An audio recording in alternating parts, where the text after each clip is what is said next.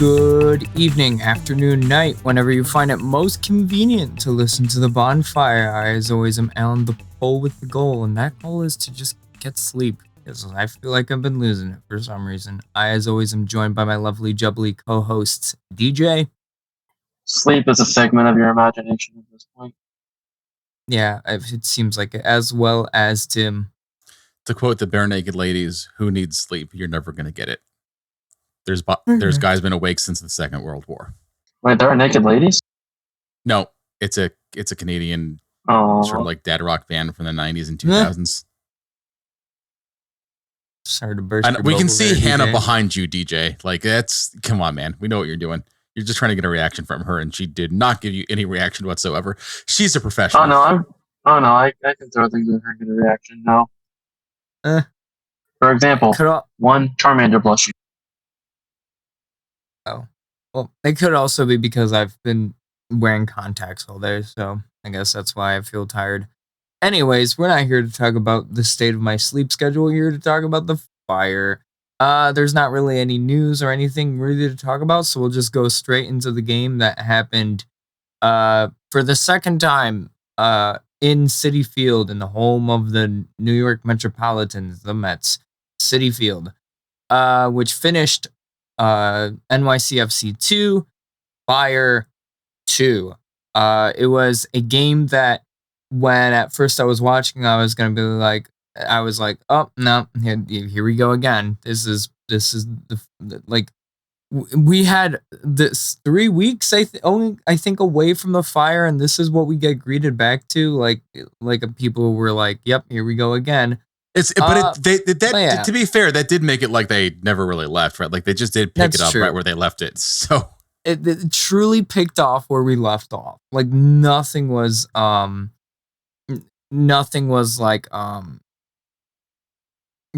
changed essentially, even with I guess with the whole news. Matt and I were doing like a listen along party on Twitter Spaces, and thanks to anyone that was able to join us for that. But in the first half, I think that we ended up talking about the game for like 8 minutes, and it was generally just why is nobody playing? Like there's 11 Fire players on the pitch, and yet didn't seem like anyone wanted to play. Particularly anyone that was supposed to be defending Alonso Martinez. Yeah. So no, especially when it came to Alonso Martinez, those two goals. Where it just seemed, you can just summarize as the back line having absolutely no idea what they're doing, or not willing to go for any sort of, I guess, challenge on the ball. Instead, they were just keeping like half a meter's distance away from the ball and whoever had it, just giving ample space and just leaving Chris Brady to whatever he was shot at. And it resulted in 2 goals for Martinez. Yeah, a first half brace, and it came quickly. It came, I think, not unexpectedly. First goal in the 15th minute, second, I believe, in the 22nd minute, and I think that more or less sums up the first half. I mean, there's not really a lot. There wasn't a lot of Fire action in it. Like it just seemed like they didn't really know what to do with the ball. They kind of seemed determined to try to play it up, build up through the midfield when NYCFC would just mob people in the midfield, and like it's Citi Field, so like the entire pitch is around the size of like 2 postage stands shoved together. So there's not a lot of space in the midfield in the first place. So yeah, it was just a very forgettable first half. The only thing that I think is noteworthy other than the goals, I don't know, DJ, feel free to correct me, Alan, you as well, but was just Carlos Duran's injury. Yes. Apparent injury like late in the first half.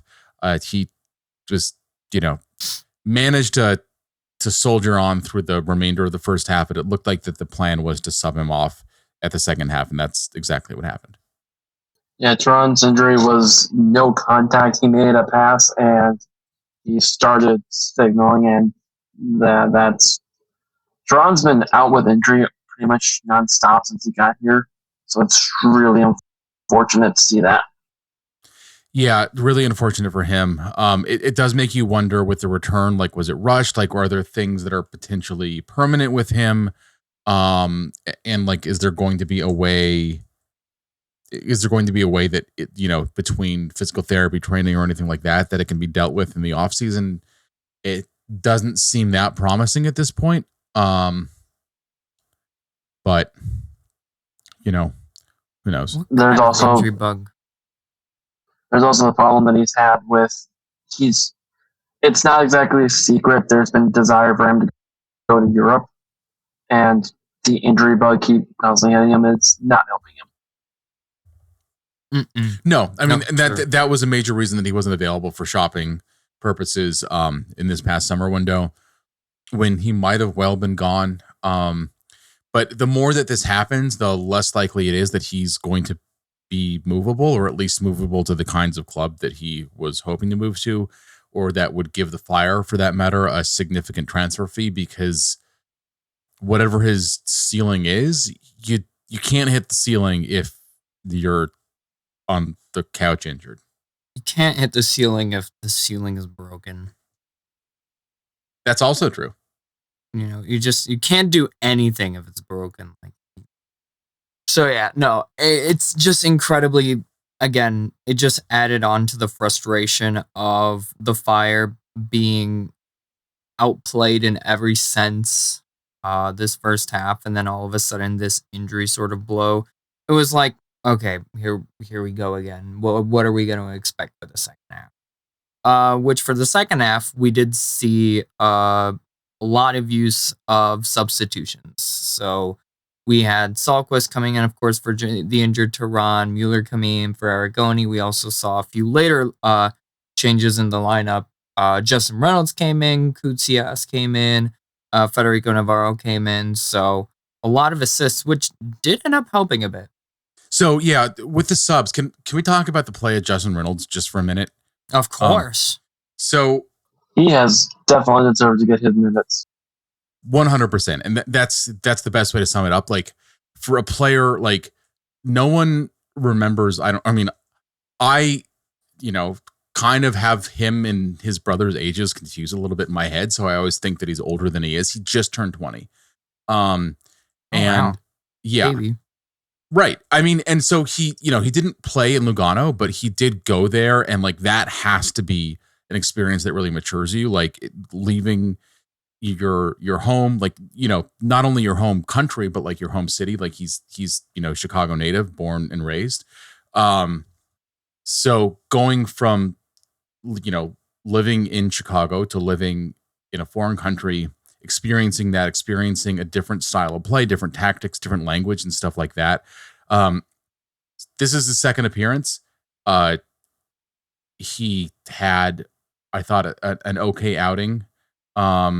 Well, second appearance in MLS. He appeared against Miami. He also appeared in a Leagues Cup game against Toluca, where he started. But his first MLS appearance was only 4 minutes. This one was 18. He looked 100% like he belonged for the 18 minutes he was on the pitch. He was a positive factor. He wasn't just like treading water. I thought that he raised the level of the team just with his intensity, not necessarily as much with anything that he could do, but you can see the promise in this guy. Sir, yes, sir. No, absolutely. All right, but we did, like I mentioned, with the change in lineup, we did see sort of a different change in pace, where in the 78th minute, not long after all the subs were made, you did see the Hugo Cuypers bend it like Beckham goal. First assist for Toby Salquist in MLS. And first point. Yeah, because he hasn't had a goal either. Yeah. Because he hasn't had a goal either. So he gets that onto him on his account. Cuypers is now the first Fire player to get double-digit goals since Robert Baric a few years ago. So it's been a minute. But it was an incredible goal, kind of out of nowhere as well. I low-key expected, Cuypers, he was just going into the box. I thought it was either going to be some sort of Another like pass to the side, maybe some sort of, I don't know, something that wasn't gonna work, and then all of a sudden, meow, into in the top left corner, and I was like, oh, that's the kind of caliber of player that Cuypers is. I almost forgot. Yeah, it's kind of funny because considering that so many of his goals are from either like point blank or just from like right in the middle where the penalty spot is, but this one was from outside the box or like right inside. I was like, holy cannoli, Batman. Cuypers has some range at sometimes. Somebody had us say this is the second pro goal ever from outside the box, which is just insane. I think that was Alex that said that. I can't remember. Yeah, I believe that you're right about that. But yes. like I mean, that is like, that's an insane stat. Like it just is. But honestly, like he has the tools to do that, right? So there's what you do, and then there's what you can do, and like clearly he has that in his bag. Like he has all kinds of things in his bag. And he was kind of sold to us, like I know we've talked about this before, but like he was sold to us sort of as like a tap-in merchant, and that just isn't what he is, right? Like we've seen him, like he has done better pressing than like the vast majority of his teammates.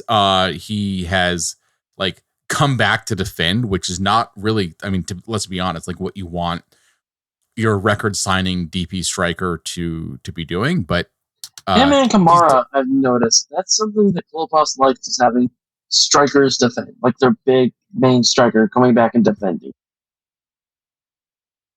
Yeah, I don't know if that's I mean, maybe you're right. Like maybe it is a Frank Klopas thing, but some guys can't do it and some guys won't do it. The fact that he has, I think, is, again, like positive. What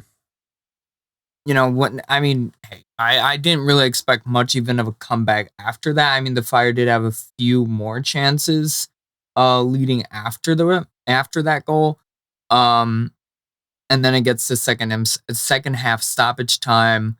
I thought it was just gonna end 2-1. Like, okay, they put up some sort of a fight at the very end, but next thing we know, Rafa Chios, he sort of chests the ball after receiving it, bottom left of the penalty. He shoots it 18 inches up into the elbow/arm of Tavon Gray, who was, I guess, scared, and he sort of put his arms up as if he was like, get this away from me. No, not the ball. I'm going to scare you away. He was doing the bear thing, like what you do when you see a bear. He was like raising his arms up. Yeah, you get bigger. And it's his arm, and that's just a PK. And as silly as it is, them's the rules.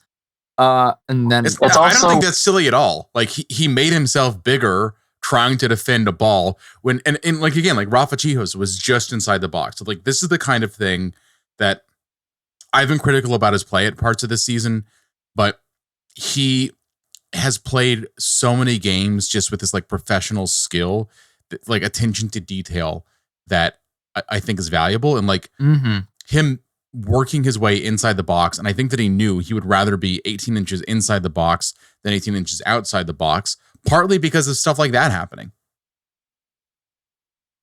It's also worth noting, NYCFC fans would have been very angry because they had 2 PK shots earlier that weren't called, which we didn't get to see a replay of them. But the fact that VAR really wasn't that interested kind of says everything. I think that VAR may have watched the last game between these two teams and just was like, I'm just going to let this one slide because, like I fell asleep, and I'm just assuming that that's probably something I can do on this one. I mean, low key, that's sort of the vibes were. That's how sort of the vibes were apart from the goals. But yeah, no, the Fire come back from a 2-0 deficit, even if it wasn't completely, how one could say, deserved. I think, did we both say it? You did. Yes. Wow. And I mean, I think that's fair, but like also how many times have the Fire had matches where they were good for significant stretches, couldn't, like, something went against them, something didn't go their way. You know, I don't know. Yeah, that's just how the game works. You know, sometimes it looks pretty, sometimes it's not, sometimes it's fair, sometimes it's not. So I mean, you just gotta take what you got, and you take what you got from Queens and you book it. Yeah, 100%. I mean, now here's the thing though, like, honestly, there's other situations where coming back from a 2-0 deficit in the last 15 minutes of a game, you know, scoring a second half stoppage time winner. Like, how many times have we seen the Fire concede a second half stoppage time goal, right? That cost them result. But there's other situations where, I mean, you can just imagine like people celebrating, like, you know what I mean? Like cheering, like, you know, like acting like they're going to win the league. And that sort of wasn't the reaction of people that were on the live stream with us. As we were like talking about the game. It doesn't really change the Fire's fortunes very much either, right? They're still, because everyone ahead of them also, other than, well, I guess they were behind them, but the Revs managed to win, but everyone else that's sort of like in the hunt for a playoff spot managed to not get a win, including Atlanta, who currently have the last postseason spot. So the line was 28 points on Saturday morning, and the line was 28 points on Sunday morning after the games had been played. Fire are a point closer to the playoffs, technically. So before, if they had won this game, they would have been tied on points, but behind on tiebreakers with Atlanta. Now, if they win the next game against Miami, which we'll talk about in a second, but like they would theoretically have a possibility of being in a playoff spot, which they did not have going to the game on Saturday. Yeah, it does not feel like that. I feel like just with how the season started and has sort of coasted off since, I feel like that you telling me this information, like I technically should be like, oh wow, and I'm more like, oh, okay. I don't know this why. doesn't feel like a team that really wants to be in the playoffs, I guess is my overarching point here. I don't know if that's how you guys feel. Like it feels like they just want to get to the end of the season and be done with it, and just work on the off season. Some players want to work on new contracts, work on moving. Like even getting the draw, right? Like it's not like Cuypers scored a goal basically out of nothing, like magician style, which is why you pay a team in Belgium, you know, $12 million, euros, whatever it was, to bring him here. And that's going to happen sometimes. It's not going to happen every game. It's going to happen sometimes. So it seemed like that happened. And then that was kind of it, other than like, you know, Tavon Gray, who already had a yellow earlier in the game for not having good decision-making abilities, made another bad decision, which is defending with his arms rather than with the rest of his body. Womp womp. Yeah. That's all I can say. Exactly. It's a womp womp kind of game. Womp womp. So, yeah. All right. Do we have really anything to say about the game that happened in Queens? Or are we ready to move back to the lakefront? I mean, to be perfectly honest, the Fire getting a point out of this game is probably the best result they could have asked for.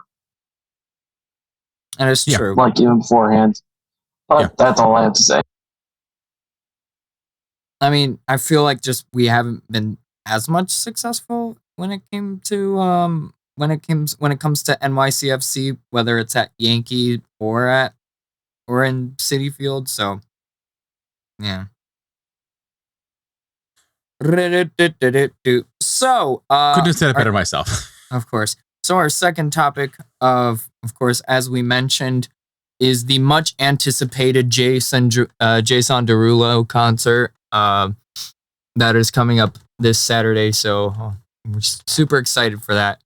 And of course, wait, who's opening for them? Oh yeah, Inter Miami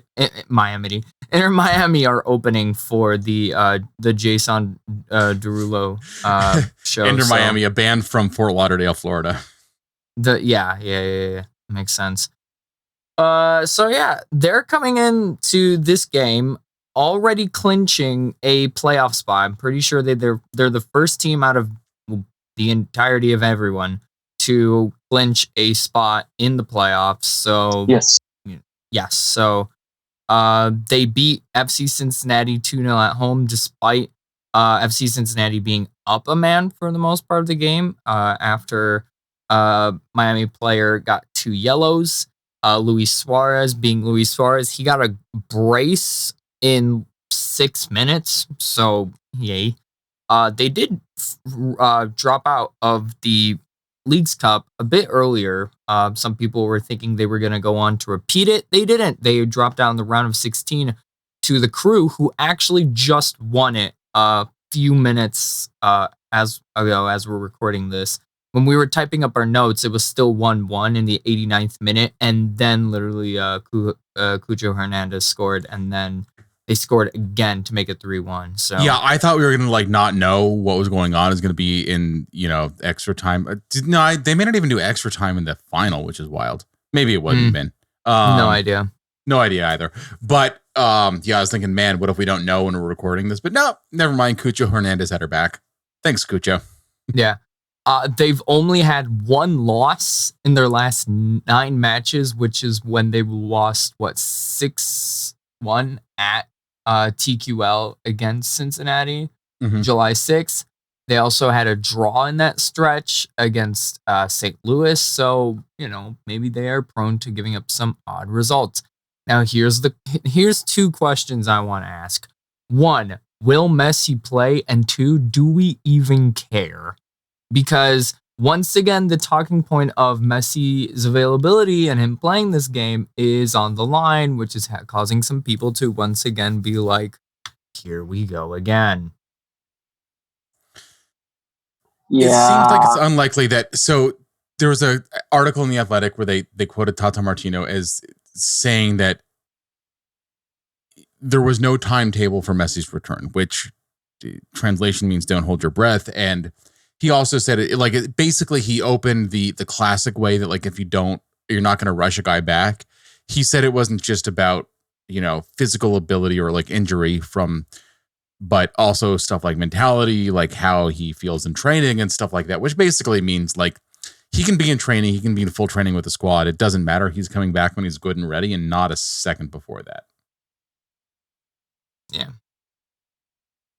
Yeah. So, and of course, the question is do we even care? Because, of course, I wouldn't care considering, I'm a fan of the Fire, not Miami. So, yeah. So, again, if this is going to be a second time of a possibly sold out Soldier Field or close to sold out Soldier Field, because there are a decent amount of tickets still available on the market from resale or whatever. So, yeah. I mean, it looks like it's not going to be a sellout. I would be very surprised if it was a sellout. The team has been doing all kinds of promotions of like offering tickets for a third of what they had been previously, all kinds of stuff. They've been doing like a lot of flash or fire sales, of the game, like over the last few weeks. We're like, oh, for this amount of time only, you can get these kinds of seats for a lot cheaper. Now, from research, we were seeing that you can get like tickets for like in the supporter section, where normally they're like $25 or even less if you have student tickets. The cheapest one there was like $50 or like somewhere in that range. So it's already less than $100 in the 100 section. So yeah, and they had deals for like they were advertising them in the 300s for like $59 and stuff like that. Like it. Yeah. Yep. So of course, when it comes to injuries, we mentioned Messi, the Fire, of course, they have their own injuries too. Mainly when it comes to like Herbers and Tehran. We probably will see Ariel Lassiter, who wasn't available for the last game because of yellow card accumulation that just carried over. So something that took the Fire by surprise by pretty much, yeah. That was funny. I was like, yay, Ariel Lassiter debut. And next thing I know, and it's like, oh wait, he can't play. He's suspended because of yellow card. Yeah. So maybe we'll see him. And of course, the question being, can they recreate the thrill of last year's game, which was basically one of the times where Shaqiri did show up, because Shaq he loved big games, and He's a that big was a game big player. game. Yeah. Yeah, he's a big game player, and apart from the Swiss national team, that was probably his biggest game. Yeah, that was his biggest game for the Fire, and he showed up. So, did we get other players to show up as well? Can we get even more like golazos from Hugo Cuypers, maybe even from Brian Gutierrez, some aerodynamic saves from Chris Brady? Find out on the next episode of Dragon Ball Z. Will Luis Suarez bite anyone? Luis Suarez bite anyone? I bet $10 that Luis Suarez gets sent off for something stupid. That's my hope. Honestly, Sergio Busquets is one yellow away from one match suspension. So he wouldn't get sent off for that, obviously, in the match, but it's possible that he might get suspended afterwards if he got a stupid yellow, which he's prone to do sometimes. I don't know. Inter Miami has lost one game in their past 8. They have one draw in that span. They've won the rest. They had a draw against St. Louis City, of all people, who the Fire played like right before like stuff hit the fan for them. And like it just seemed like they're on a roll, like with or without Messi. There's Messi is a great addition, but when your base is Jordi Alba, Sergio Busquets, Luis Suarez, and you got guys like Camachi, and it's hard to lose. Not just that, but like, they've got a lot of young guys. Like Thomas Alvarez has been a really good player for them this year. Like their roster is just full of guys that can play, I mean, now some of it is like, living with good people around you, but some of it like Federico Redondo, Matias Rojas, like these guys look like they would be like, they're on the same level as like Chicho Arango or Cujo Hernandez are, I think, in a lot of things. And yet they're like the 5th person you name on a Miami squad. Like it isn't just a bunch of old guys that used to play in Barcelona. Like that squad really is not just that.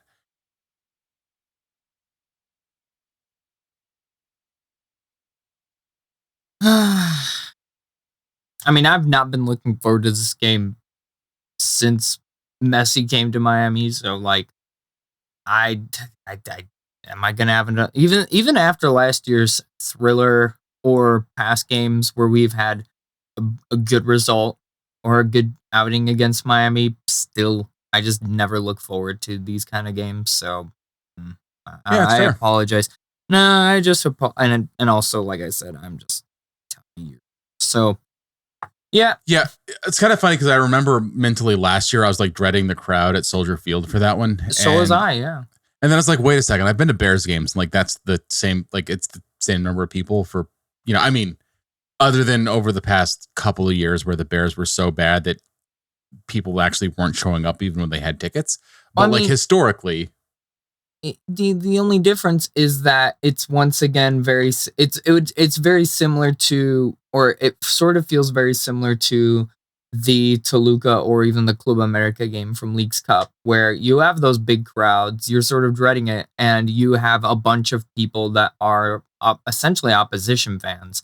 Like last year, I just remember just a wave of pink and so many Messi jerseys, and I won't even say Miami jerseys because yeah, they're Miami, but there wasn't a single one that did not have a number 10 on the back of it, and you'll have all these people selling the fakes. I was gonna say a lot of them did, like the way you can tell for like the cheaper fakes is like they don't even try to copy the like font that they use for the numbers in MLS that like with like the line between it. It just is like a normal like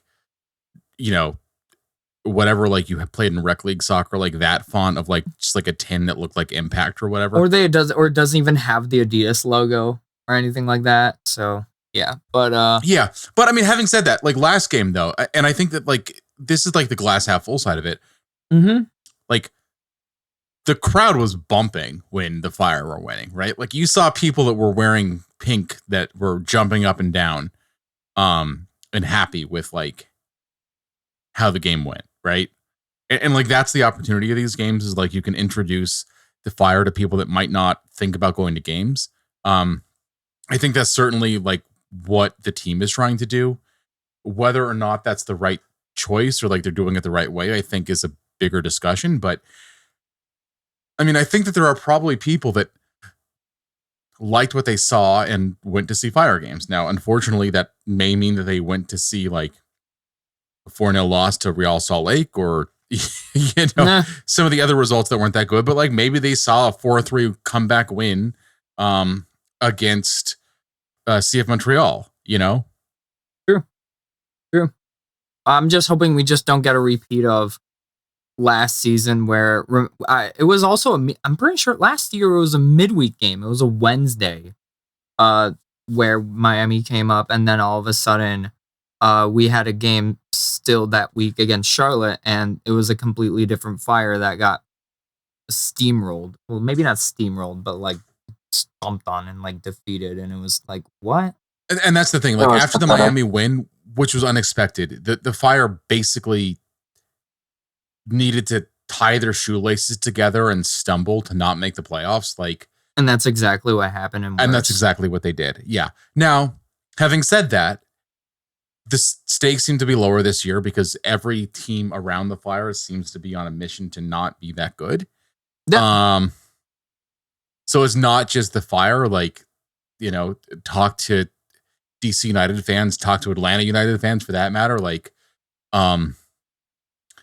and the ironic thing is, it just seems like the vibes are that people are less hopeful this year, because there just is less reason for hope, right? Like you got Cuypers who's scoring, you got Guti who has some very good games, has not been consistently a good, everyday game-changing player.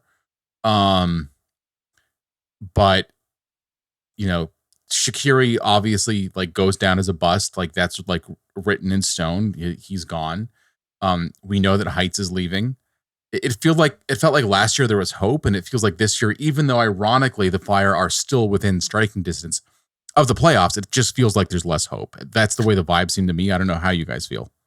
Yeah, exactly. So I think it's because of the fact that like everything that you just mentioned, that all these things that are supposed to be feel good are just not culminating, essentially. Like just the fact that Shaq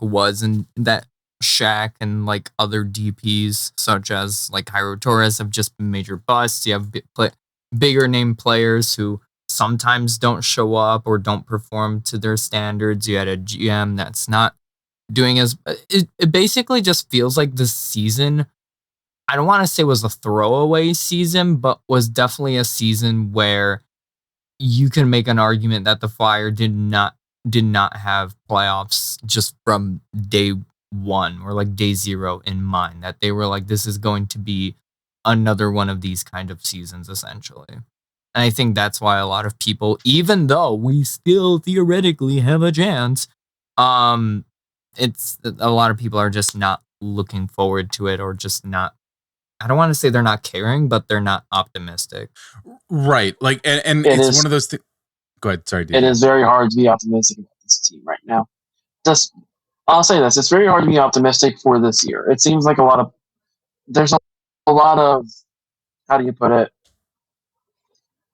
reservations, I guess you could say, where it's just like people, they're resigned. Like they're resigned to what is going to happen. And it's hard to change that.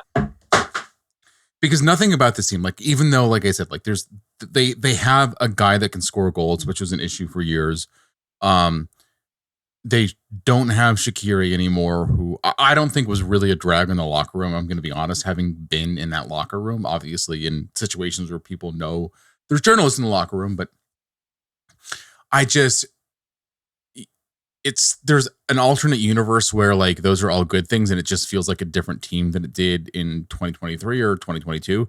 It doesn't feel like a different team. It feels like the same team, and it just feels like it's like one of those like fool me once things, and now this is like, okay, well, now you fooled me like 5 times. Yeah, no, it's fool me. Yeah, no, you could almost say fool me like 4 times or fool me 5 times. That's basically how long, or that's how it feels with the Mansueto / Heights era of the Chicago Fire. Having said that, I agree with you. You can talk yourself into thinking that the most unsatisfying way that this could end for like the Georg Heights era and like that first chapter of the Mansueto ownership would be the Fire somehow backing themselves into a playoff spot, like literally backing it up and like smashing the car next to them a little bit, but whatever, like they land in the spot anyways, in the most unsatisfying way possible. That just somehow seems like it could also be on brand. Yeah. Yeah, no, it's a crash and burn definitely would be on brand. All right. Anything else? Rather short episode, honestly, because we didn't have any news to talk about. Nothing really much happened from the 2 games that happened / previewing, and really, as we've mentioned, the lack of optimism / like, I don't want to say lack of care, but lack of sort of excitement or that sort of enthusiasm is sort of creeping through. So yeah, a bit of a shorter episode, but yeah. Yeah, well, and like that, I think that's good. People, if people like our voices as much as we do, and I don't even like my voice, I don't. So, but you know what? Like, we're gonna learn something in the next week against Miami. One thing or another, I just feel like we're gonna learn something. Mm-hmm. And hopefully, if the Fire lose badly, it's followed up by really good news the next day. Considering what happened last year was really bad news the next day. Yep. So, ladies and germs, as always, I have been on the Pole with a Goal, joined by DJ and Tim. You know where to find us. You can find us at MIR97 or MIR97pods on Twitter. We're also on Instagram, Men in Red 97, as well as our website where you can read a yummalicious amount of articles written by people just like Tim, meninred97.com. So, all right. From now until forever, even after this week's game, come on, you Men in Red.